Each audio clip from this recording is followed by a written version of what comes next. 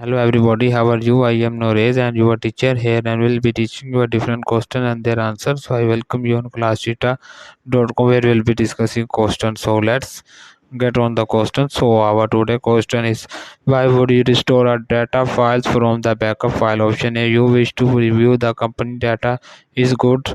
So and the earlier date. Option B, the company date file on your hard drives is damaged and that cannot be used. Option C, your computer crashed, you reloaded QuickBooks and now you are ready to open the company file.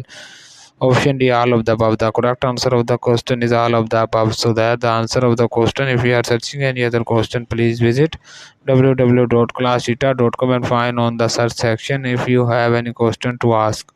There are now sessions on the right side of the website. Fill the form and will be answering you as soon as you can. Thank you for watching this video. Please do not forget to like, share, subscribe our channel. Until next question. Bye bye.